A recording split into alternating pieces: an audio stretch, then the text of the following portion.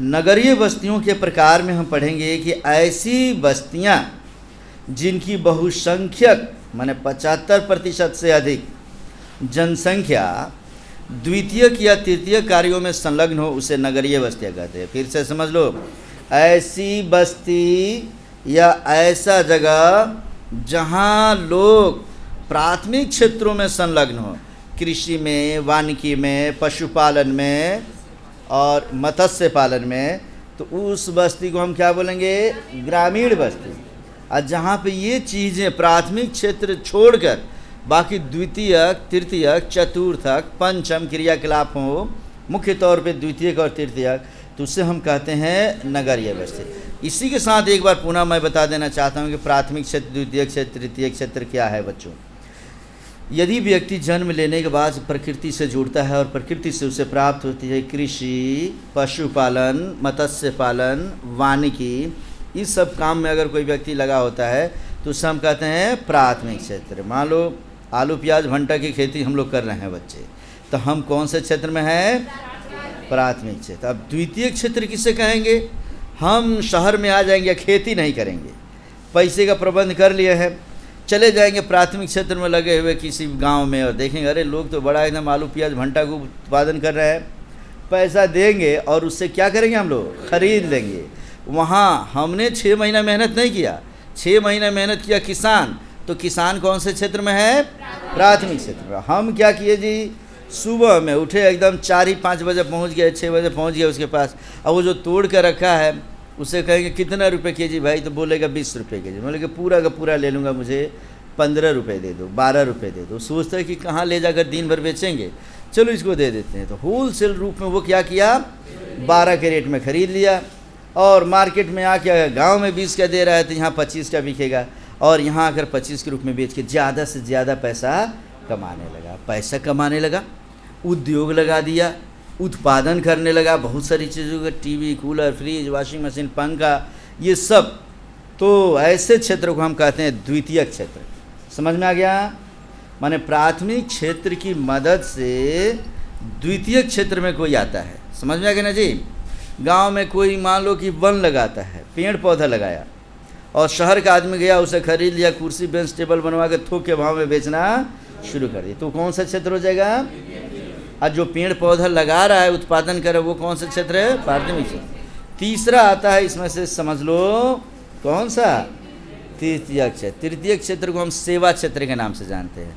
इसमें कुछ व्यक्ति ऐसे होते हैं जो एकदम बोलेंगे अगर मालिक दीजिए आपका हिसाब किताब मैं कर दूँ, लिखने का, पढ़ने का जो काम करता है, मुंशीगिरी जो करता है, क्लर्क का जो काम करता है, जो डॉक्टर बन जाता है, इंजीनियर बन जाता है, वकील बन जाते हैं, IAS बनते हैं, PCS बनते हैं, मैंने जो नौकरी करने लगा, हाँ सरकारी हो या प्राइवेट, इंश्योरेंस सेक्टर में ही चले गए। पैसा मान लो तुम देख लिएगा, अरे गांव में तो एकदम प्राथमिक क्षेत्र में वो है और द्वितीय क्षेत्र में है, तो बुद्धि वाले क्या करते हैं? उससे भी खींच लेंगे और इससे भी खींच। अरे भाई खेतों में काम कर रहे हो, हड्डियाँ कमज़ोर हो रही है, कल के डेट में मर जाओगे, 60 की जगह 40 में मर जाओगे, फिर कौन देखेगा परिवार को? ला इंश्योरेंस करा लो एक तो, नहीं रहोगे तो भी तुम्हारे परिवार को 2 लाख, 5 लाख, 20 लाख रुपया मिल जाएगा, एक सहायता मिल जाएगी। बोले ठीक ही कह रहा है भाई, ज़िंदगी का क्या ठिकाना, तुरंत तुम्हें दे दिया। तो इंश्योरेंस सेक्टर में वो भी कौन सा क्षेत्र है? सेवा क्षेत्र।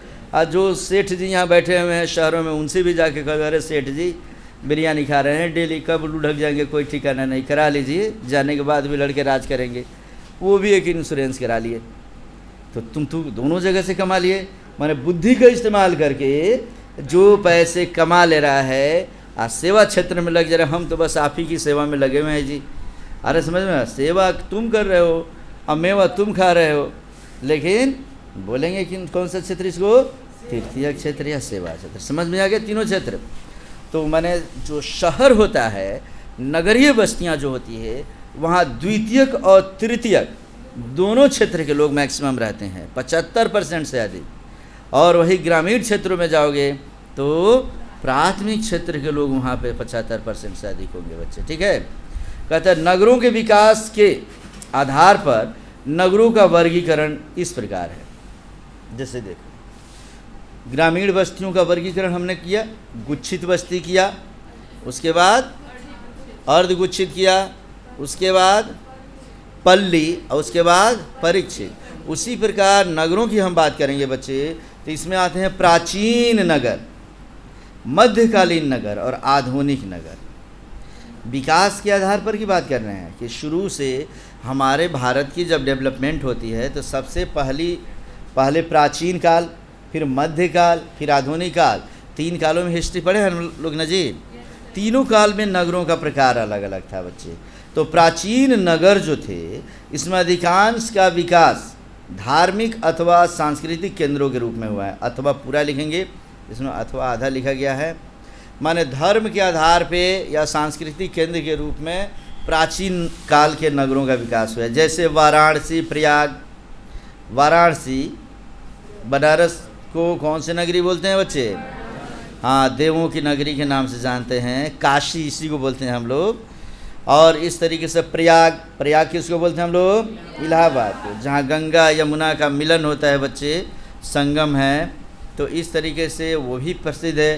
पाटलिपुत्र, यह कहाँ है? पटना को हम लोग बोलते हैं बच्चे। और दक्षिण भारत में क्या है? मदुरई। तो इस तरीके से ये सभी धार्मिक नगर है, सांस्कृतिक नगर है। नेक्स्ट बात करते हैं हम लोग मध्यकालीन नगर की। तो मध्यकालीन नगर जो थे, मध्यकालीन बोलेंगे हम लोग दिल्ली सल्तनत के समकालीन और मुग़ल काल के समकालीन नगर। समझ में आ गया? तो कहता है कि राजवाड़ों और राज्यों के मुख्यालय के रूप में दिल्ली, हैदराबाद, जयपुर, लखनऊ, आगरा और इस तरीके से नागपुर इसमें आ जाएगा। ठीक है ना जी? नाग के बाद जो बिंदु दे दिया, क्या समझेंगे? नागपुर। तो ये सभी के सभी राज्य जो होंगे, यह समझो कि मध्यकालीन नगर में आएंगे। तुम्हें याद रखना है, परीक्षा में पूछ देते कि दिल्ली किस काल का नगर है? प्राचीन काल का, मध्यकाल का और आधुनिक का। कौन से काल का बसा हुआ है? तो ये मध्यकाल का बसा हुआ है बच्चे।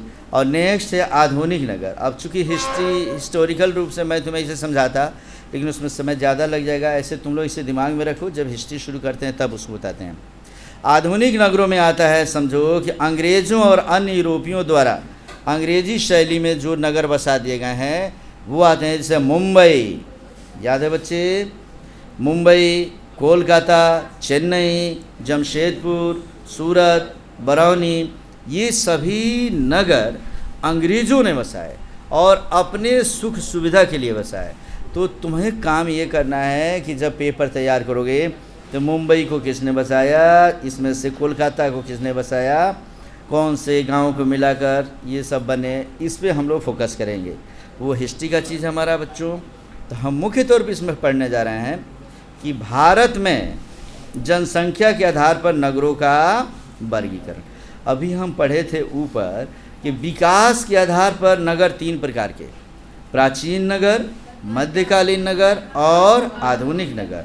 और अब जो हम पढ़ने जा रहे हैं वो जनसंख्या के आकार के आधार पर नगरों का वर्गीकरण। माने जनसंख्या जैसे जैसे होगी वैसे वैसे नगरों का नाम बदलते जाता है बच्चे।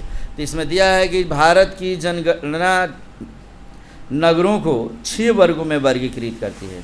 माने भारत में जनसंख्या का जब हम जनगणना करते हैं कितने लोग हैं, तो देखते हैं कि अलग अलग प्रकार के लोग अलग अलग जगहों में रहते हैं। तो वो जब हम बात करेंगे तो उसमें मुख्य तौर पे आते हैं 4 प्रकार के नगर। कौन कौन? सबसे पहला होता है कस्बा। 1 लाख से कम जनसंख्या वाले नगर को हम क्या बोलेंगे?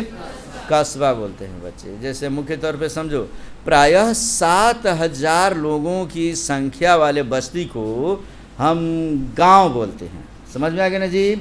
लेकिन वही गांव जब बढ़ने लगे, जैसे ब्लॉक वगैरह देखते हैं ना, सामान्य तौर पे समझा जाए, एक ब्लॉक में जब एक जगह ऐसे लोग इकट्ठे होने लगेंगे कि संख्या कितनी हो जाएगी? लाखों के आसपास में हो जाएगी, और उससे थोड़ी सी कम रहेगी, गांव से अधिक रहेगी, तो वहाँ तक ये संख्या को हम क्या बोलेंगे? कस्बा। कस्बा से बड़ा होता है नगर। 1 लाख से अधिक जनसंख्या वाले नगरों को, माने जगह को, बस्ती को हम क्या बोलेंगे? नगर बोलते हैं बच्चे। ये प्रथम वर्ग ए के नगर है जिनकी संख्या 468 है। माने अगर नगरों की बात किया जाए तो इनकी संख्या कितनी है बच्चे? 468। इन्हें प्रथम वर्ग ए में रखा गया है। दूसरा इसमें कहता है कि महानगर, सबसे छोटा जो नगर होता है, जो शहर होता है, उसको हम बोलते हैं कस्बा। कस्बा से बड़ा होता है नगर, और नगर से क्या होता है बड़ा? महानगर। 10 लाख से 50 लाख की जनसंख्या वाले क्षेत्रों को हम क्या बोलेंगे? 468 नगरों में से 53 नगर नगरीय संकुल महानगर है।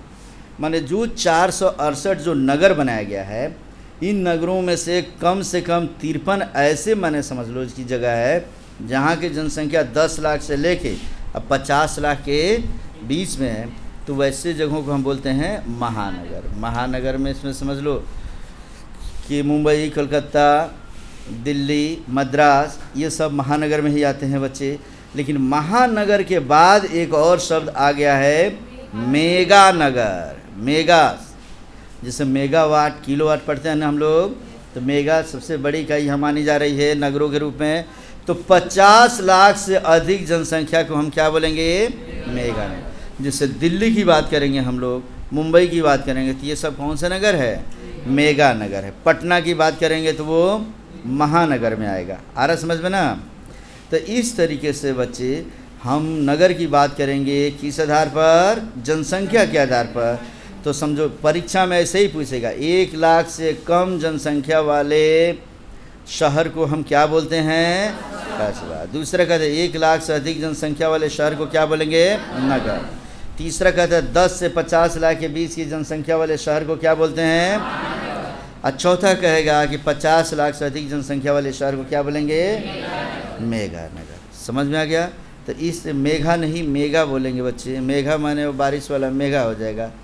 अब नगरीय जनसंख्या की जो प्रकार की बात करेंगे बच्चे, ये हम पढ़ चुके हैं।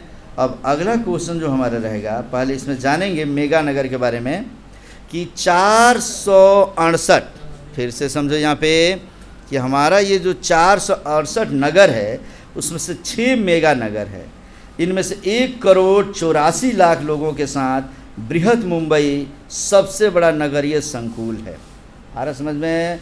सबसे बड़े अगर मेगा नगर की बात करेंगे या नगर की बात करेंगे, माने महानगर, मेगा नगर इसको कहेंगे हम लोग, तो वो कौन है बच्चे? मुंबई। और भारतीय नगरों की प्रक्रियात्मक वर्गीकरण में हम छोड़ते हैं। बस इतना ही इस चैप्टर में रखते हैं बच्चे। अब अगले क्लास में हम पढ़ेंगे कि ग्रामीण एवं नगरीय बस्तियों में अंतर।